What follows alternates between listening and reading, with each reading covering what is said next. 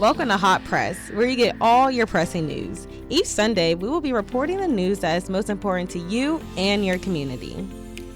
On today's show, we will be discussing school safety, school board elections, homecoming, a special interview with Norfolk State alumni Tiffany Gregory, and more. First, Olivia sat down with Nicole Livas about safety in school. In an age where shootings occur too often in and around schools, it may seem that the ongoing cycle has no end. That's why I spoke with local legend and Chief Communications and Community Engagement Officer for Virginia Beach City Public Schools, Nicole Livas. She shared details about her role in public communications and how parents can be involved in stressful times. Well, first of all, when there is something tragic across the country or in our area, of course it affects us and it hurts us to see that happen. Mm-hmm. We've not had that in our schools. So first of all, that's one thing that we have to, say if it's not us, right? Sadly, what comes out of this is you have copycats or people who want to share threats, things that are spread online, and they're not true. Mm-hmm. So we have to put out communications to reassure parents that, no, this didn't happen in our division. People are pulling up social media messages that have names of schools that you may see in several districts, right? Mm. There are a lot of schools that have the same name. There are a lot of towns that have the same name. Mm. We know there's 1 million Jefferson counties across the country, okay? I've lived in a couple states where they have that. So that's the tough part. It disrupts the school day. If you have parents coming up to try to get their kids because they're believing what they see and they're sharing it. So that's really the problem. I mean, is safety an issue? We have things in place, but of course you can't be perfect, but we have things in place that are pretty good that we won't talk about because we don't want people to know. Livas then gave insight on how threats are transmitted now compared to when she was in school. They didn't have social media when I was a kid. So maybe somebody heard about something once you got home. Somebody says, oh, this happened in school. Now it's happening right away, right? Mm-hmm. And if a kid has a phone and they're texting their parents saying, hey, Johnny said this to me, or that he told so-and-so, we're getting information like that, like third and fourth party information. So-and-so told so-and-so, and they told so-and-so, and they showed them this screenshot. And that has to be investigated. Mm. But see, there are states where kids are getting arrested and charged. Yes. And, every state has different laws, right? But I don't know what it's going to take for people to realize that this is serious. It's life. It's not a game. And maybe because people are watching games, they're playing games, and they think, it's no big deal, right? Mm-hmm. So I would say that really is a challenge. The threats are more than, safety is an issue. And again, it's heartbreaking when something happens.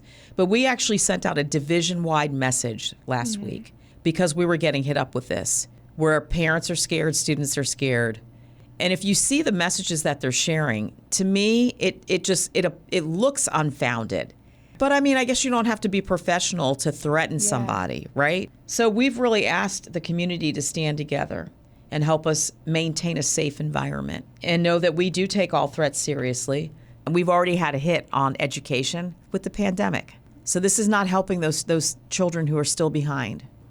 Historically, crimes go up 17% on Halloween. This is a time when safety is a huge concern for parents who have children that go trick-or-treating. However, Livas assured that school safety on Halloween should not be one of your concerns. I remember when they had the DC sniper and, there was a concern about masks and stuff. They want to know who we want to see your face. Mm-hmm. You can't wear a mask in a restaurant. You can't wear, if people were going to be decorative on Halloween. Okay, that's proactive, but I don't see a threat right now with Halloween in our schools. Right. I don't know. That may be more of a city or a community threat, but with our schools, that we have rules anyway. And that is something also to remind people that we have a code of conduct, right? And so we want parents to talk to their children and ask school officials if there is a threat before they spread the information to their peers, Mm-hmm. So safety is an issue with schools, just like it is in communities. Mm-hmm. But I think there's different facets to it. There's school resource officers in schools. There are police officers. Mm-hmm. We have security people who are former law enforcement. So there are partnerships there to make sure we're covered. Again, it's different than 20 years ago, 30 years ago, 40 years ago. The Chief Communications Officer also explained the ways that parents and guardians can collaborate with their school for ensuring safety on campus. She later emphasized that safety starts with the communication and involvement you have with your child at home. I think that's, you know what, you just hit it on the nail. You got to be involved. And sadly, I think there are parents, listen, I'm a single mom. I work full time. I work lots of hours. And I admit that there are times where I'm just so busy, but you have to try to be involved in care. And if somebody's telling you about your child, threatening someone, even if they think it's a joke, you've got to sit that child down and say, don't do that. I do that with my daughter now. Like, tell her, you cannot say, please don't ever say this because you could be in trouble. Oh, I know, Mom. You can't tell your kids too much, because I do feel like they're living in a world where things aren't real, because they're used to things on their devices, and they think, somebody gets shot, they come back to life. Oh, it's a game, right? It's not a game. So that's the key point number one. Parents, hey, we see you, we know you're busy, but you have to be involved. And there are resources. That's why we have the whole family and community engagement side of my department with communications, right? There's open houses. You can talk to your teachers. There are counselors at school that you can talk to, right?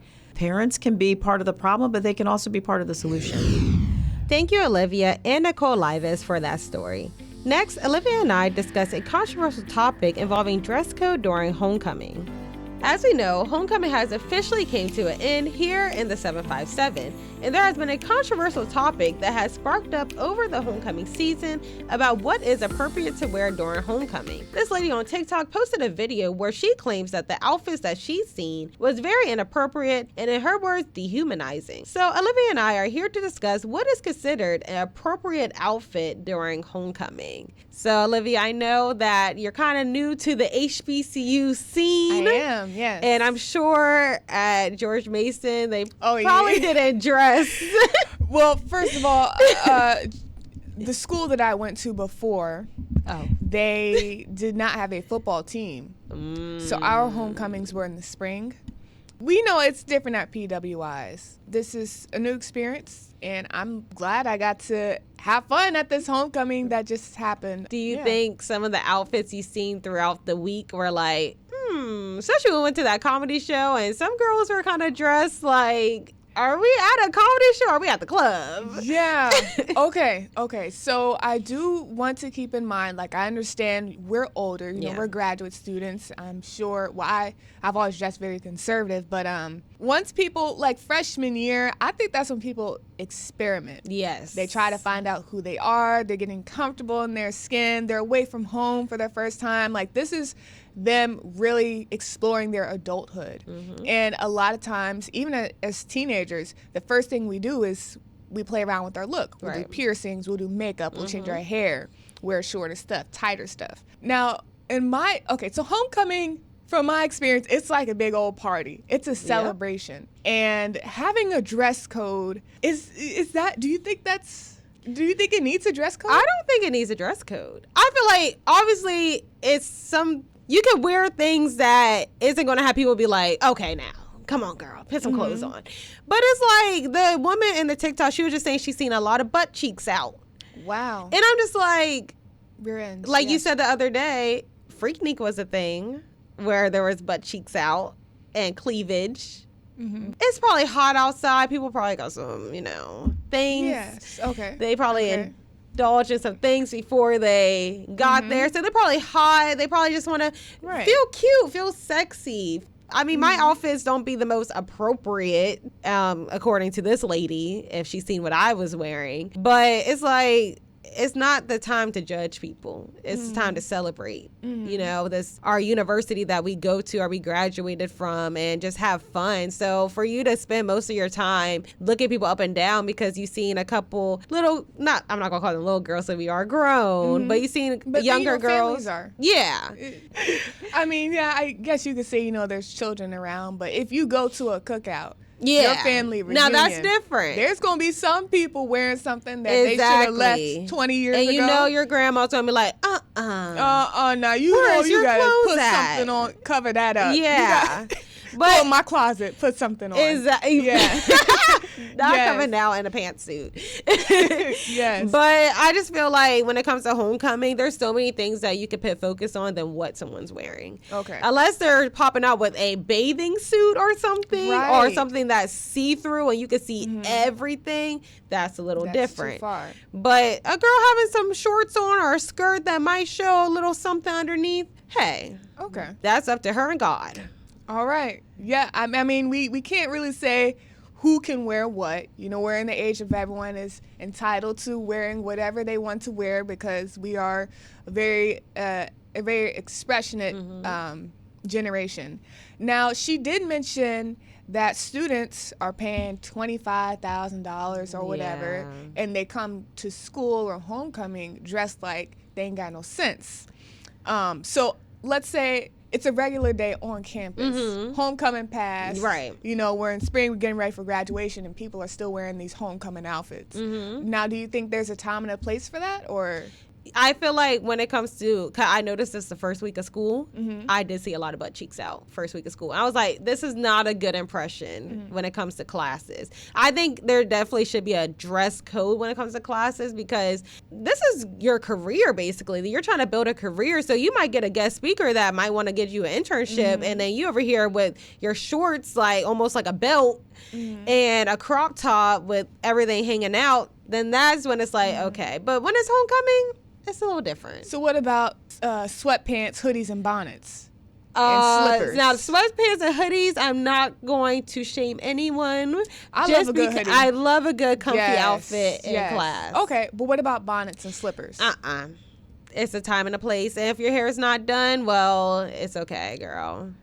Yes. Slippers is crazy, though. Slippers are inside shoes. Yes. So to wear slippers to class and a bonnet, just go back to bed. And I know some people would make the argument that, you know, like we live on campus, like we don't go anywhere. This is all home, you know. But you don't know who you're going to run into. That is true. You know, you might want to, like for us, for example, you know, we're in media. We might go to class wearing a bonnet, got a blanket over us, sweatpants, hoodie, slippers, and smelling like things you shouldn't be want to smell like because this is a dry campus. And then, boom, one of your favorite TV anchors is one of the guest speakers in class that you didn't even know. She is not going to give you no job because if you can't even show up to class ready to represent yourself in the way that you want to, then how are you going to do that going to work? Okay. You know, you left a really bad first impression. So that's how I feel. No bonnets to class, please. No bonnets in public. I'm sorry. Yeah, dude, that's a great point because Monique got some backlash probably from everyone who wears bonnets and do-rags in public. Do-rags too. Yes. The fellas, they y'all don't get away with it either. Just because they look cute or whatever with your velvet or cheetah print or whatever. If them waves is not swimming, then it's okay. It's okay. But, you know, it's that I've seen so much in public, and especially in airports. I think that's where Monique got the inspiration to talk about this. Was people are traveling, they want to protect their protective styles with the bonnet, which I don't get. What's the point of a protective style if you're covering it up? But you know, they're traveling into the grocery stores with bonnets, picking up their children from school with bonnets and wearing homecoming outfits, if you will. Is that appropriate? Should we have a community dress code? What, you know, like what? See, with the airport thing, it's a little different. I feel like for me, I do bring my bonnet, but I put it on once I'm in my seat on the plane and I'm about to go to bed. Okay. And then once the plane lands, bonnet off, presenting myself. Okay. Because you don't know who you're going to run into. Exactly. And I think we as a community should be representing ourselves the best way we can, because we always have to do twice as much just to even be respected. We already are looked at by our skin color first. Don't let them look at our shoes and our hair next and say, yeah, they're definitely not qualified. Yeah. And then hear my name? Okay, you got, you know, Yeah. No, I definitely agree. And, everyone, there might be someone out there that might disagree with us, which is totally understandable. Because maybe you are the type that want to wear your bonnet to the grocery store or you might be one of those people that feel like you should dress a certain way at events such as homecoming, which we are open to everyone's opinion here. But this was a great discussion, and I would love to know your guys' opinion about this. Right. But I want to add this too, because not everybody's wearing as they say, Daisy Dukes right at homecoming. Some people look really nice, really and have, nice. really nice outfits, and I just love the fashion and the culture here and at that's Norfolk the point. State. Yes, and that's the point. Yes. Next, Olivia interviewed Xavier Stoney about his tennis organization. The sport of tennis has been around since the 13th century with its historic reputation of prestige and elite class. However, times have changed, and the sport is something for everyone to play and excel in. Xavier Stoney is the co-founder of the Pro Outreach Foundation, which equips the Norfolk community with skills on the tennis court and empowers people off the court. In our conversation, he shared with me the purpose of this organization and why it's so unique. Our purpose is to empower underserved youth and families through tennis by providing access to free skill-based training, compassionate mentorship, and positive coping mechanisms. We aim to open doors to higher education, personal growth, and lifelong well-being while creating a community where youth feels supported and inspired to achieve their full potential. Pro Outreach is so much more than just a tennis program for me.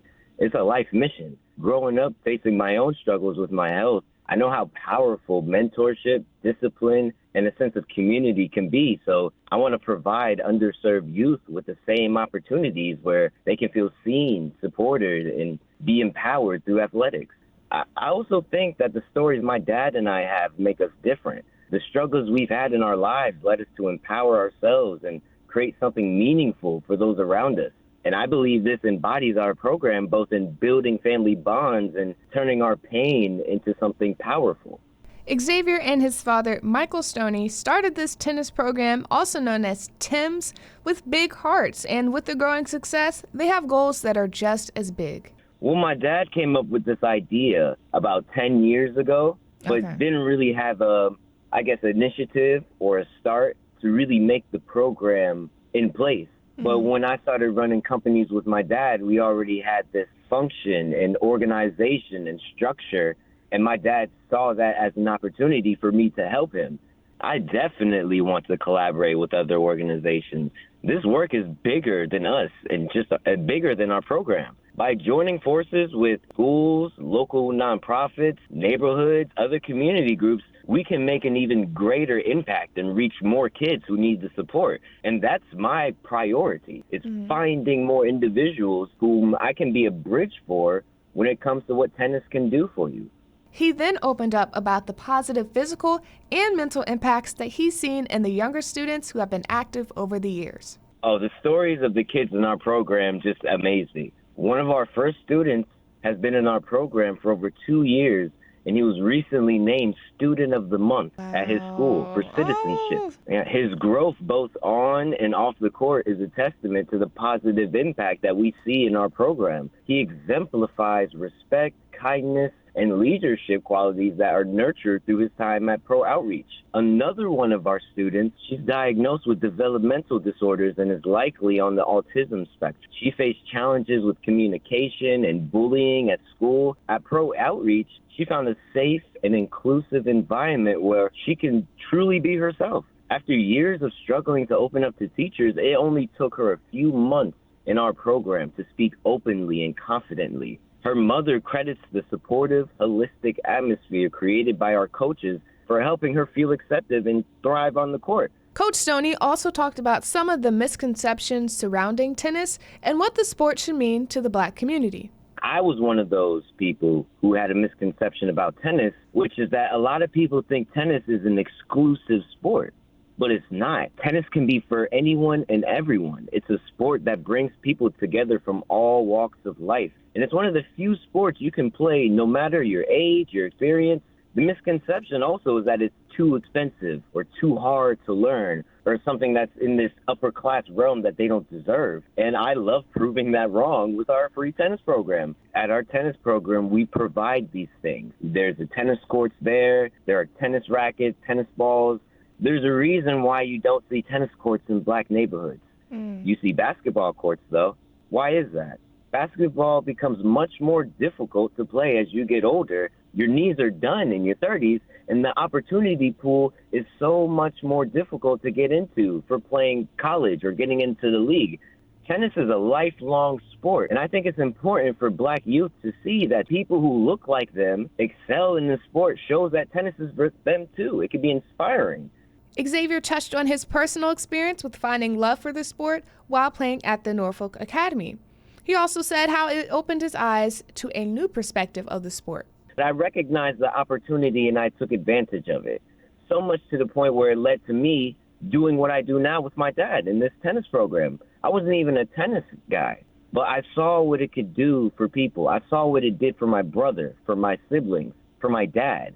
My dad's been playing tennis since he was 5, 6 years old. He credits that to the way he lives today. It took him out of the streets, and then he told his friends to try tennis. And now look at where we're at today. He later talked about how to contact him if you're interested in participating in an event or if you want to volunteer with the Pro Outreach program.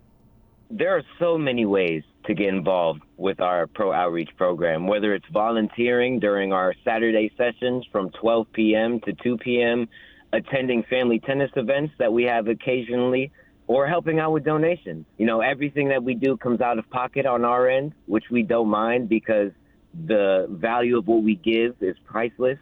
We welcome anyone who wants to make a positive difference in the lives of these kids in our community. If you're interested in joining us either as a participant or a volunteer, just visit our website, prooutreach.org. That's PROH outreach.org, or follow us on social media at Pro Outreach. You can also reach out directly to us at 757-842-6163, and we'll be happy to connect with you for opportunities to get involved. Every helping hand makes a difference. Thank you, Olivia, for that story. Next, the Fresh Start Morning Show sat down with Tiffany Gregory, a Norfolk State alumni, about where she is now in her career and more. Today, we are highlighting Norfolk State alum Tiffany Gregory. She has a mass communications degree and worked here at Hot 91 as a radio personality in undergrad. Tiffany now works as a producer-editor at Nickelodeon. So pretty much, I'm one of those people, if you're like, we need this done really well, we're going to send you. Like, I'm a one-man band, pretty much. I obviously work in a team as well. But I come in, I write, I shoot, I direct, and I edit with talent on set for different shows and movies and events and things like that. So I was right. I'll tell the people how you got your start in content creation, for those who may not know your story. Ooh, okay. So interestingly, I got my start in content creation while I was here at Hot 91. When I was on air, basically like social media was becoming a little bit more prevalent, like at least the influencer content creation space was. And I was like, oh, these people, this is going to be some money in this. Right. So I should catch on to this. So basically, at the time I was producing and I was auditioning for different radio stations, different news stations. And I was like, you know, just going through that process and feeling like, who is this person that's like, these people are like not letting me get in here. So how can I become the person that's like, I guess calling the shots? Like, how can I be in control of the content I'm making? How can I put myself on? And that's really how I got into content creation. And I was like, I want to figure out how I can edit, how I can produce, how I can write, and pretty much be my own powerhouse. Yeah. And so content was a way to do it. So what kept you inspired? Because I know it's a growing industry still, but Yes. also there's a lot of barriers that need to be broken down. So what kept you inspired as a Black woman navigating that industry? Oof. That is a great question. I mean, what keeps me inspired is one, like, I love creating just in general. And I feel like, you know, jobs, I never wanted a job that was like a job. I wanted something that was fun. I wanted to always, you know, be in control of creating and just helping people in some way. So I think what keeps me inspired is like knowing that I'm opening doors for other people. And, you know, I didn't see someone that was doing what I'm doing, like, when I was, like, younger or when I was, like, here in Virginia. So, like, to be able to be that person that's like, oh, there are other avenues. You don't have to, like, stay local. And, I mean, there's nothing wrong with that. Like, you know, I love Virginia and I'm definitely going to come back. But it just, like, I just needed to know that there was more out there. And I think that keeps me inspired to know that I can help students or the next generation, and also just knowing, like, social media, what keeps me inspired about it is that, like, it's really broke down the gatekeeping and the barriers, and, like, it put us all on the same playing field to be able to actually become whatever we want to be. Mm-hmm. Right. Now, speaking of creatives, Tiffa G is the name of Tiffany Gregory. That is her rap alias. It's Oh my Tiffa goodness. G. Whoa. She is a rapper. I'm so weak. Are you serious? I'm so serious. She has music, and my next question to her is: are you working on anything new right now? What? I actually was not expecting this question at all. I'm not even gonna lie. Let me find out your SoundCloud. She actually listen. Let me tell you, they were calling her Little JJ. Missy out here. I swear to you, her sound, it's dance, it's upbeat, it's something you can play for all ages. Oh my Okay, goodness. that's It make you want to dance. She be Okay. dancing. Her fashion. I'm laughing so hard, y'all. I wish y'all could see how hard I'm laughing right now. I will say this, and this is all I'm gonna say. Okay. There's something in the Okay. works, and Okay. that's all I'm gonna say about it. Okay. Don't do us like Rihanna. Like, no. we gotta see something. Because crazy, she performed at Rihanna. Something in the Water last year. Yes, I did. Yeah. I was a part of that. Oh. Yeah. See, I told you being all humble and stuff. Oh You my gotta know goodness, your I wasn't people. expecting this. Well, let her be humble. Let her be humble. Thank you. Let me be humble. Well, now I'm curious. Are there any other things that you do as an entrepreneur? Or what else? What else do you do?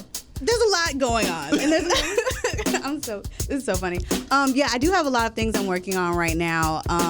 In addition to, like, the content creation and the music, I have a couple other creative endeavors.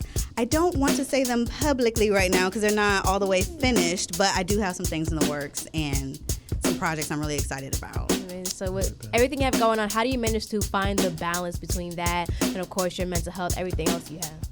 Woo! Okay, such a great question.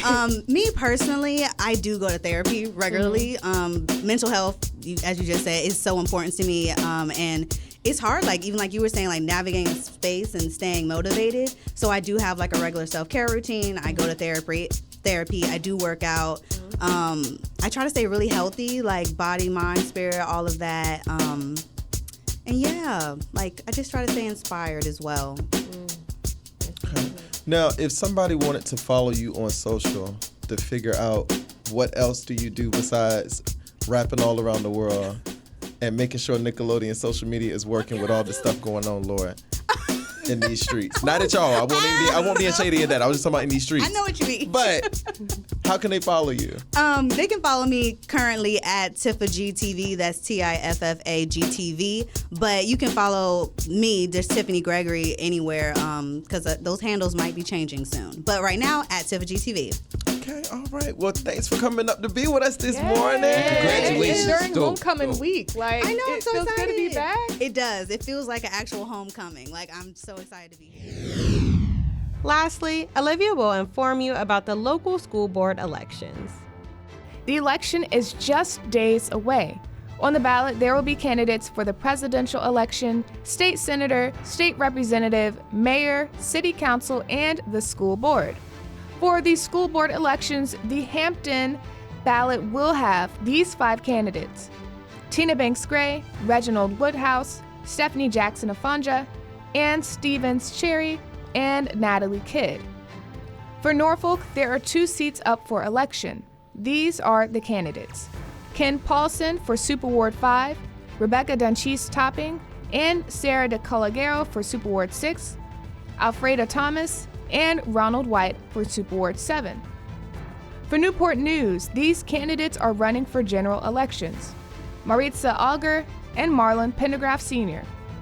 For Chesapeake, there are 4 seats up for general election. These are the candidates: Samuel Boone, Tom Mercer, Norman Poole, Andrew Seigert, Elijah Cullen, Gregory Dono, Malai Huddle, El Jamil Shahir, Daniel Stoller, and Rue Willis. Virginia Beach School candidates are Monty Ashleman Jr. and Sharon Felton. For District 1, it's Jennifer Franklin and Rose Dyer. District 3, Mark Bohenstyle and John Sutton III. For District 5, Melinda Rogers and Vincent Smith. And for District 7, Matthew Cummings and Noah Moreland. To learn more information about the candidates, you can visit their campaign websites. For voting information, go to elections.virginia.gov. That's all the time we have for you this Sunday. On today's show, we discuss school safety, school board elections, homecoming, a special interview with Norfolk State alumni Tiffany Gregory, and more. Thank you for listening to this week's episode of Hot Press, where we share with you the most pressing news of the week. Tune in next Sunday on Hot 91, the soul of VA.